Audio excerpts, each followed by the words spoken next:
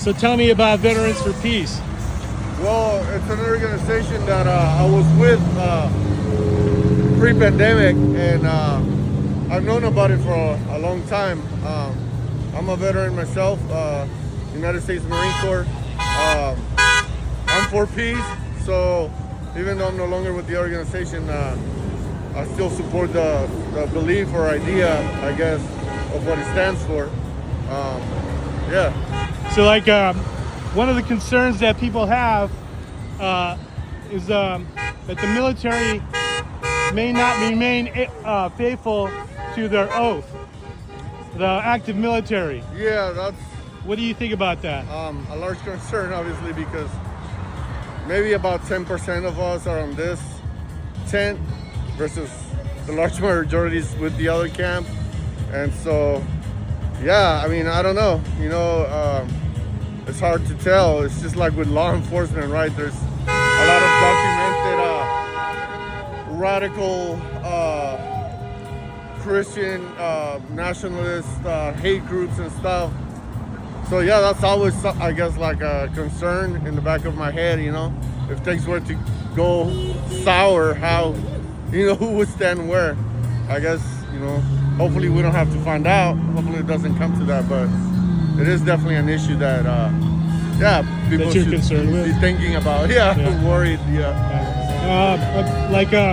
One thing that it kind of is connected to is the Supreme Court, or a lot of the courts too as well. Like for instance, the Supreme Court keeps on, or the courts in general, just keep on handing down these laws, these edicts, right? Yet there's no teeth or enforcement behind them to keep Trump or any of his. So like, what's your opinion on that?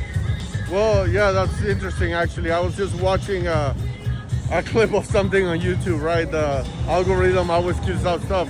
But it was a town hall, and the gentleman said it perfectly. If the commander-in-chief doesn't have to, we're a constitutional democracy, representative republic, whatever you want to call it. We have separation of church-state. We have three branches: legislative, executive, and judicial. So if the executive in chief doesn't have to listen to the judicial, what does that say, top down to each of us individual citizens? If I get a citation or some kind of infraction in the mail and I show up to court and they say, you have to pay a $1,200 fine. Well, the commander in chief isn't listening to the courts, so why should I, right?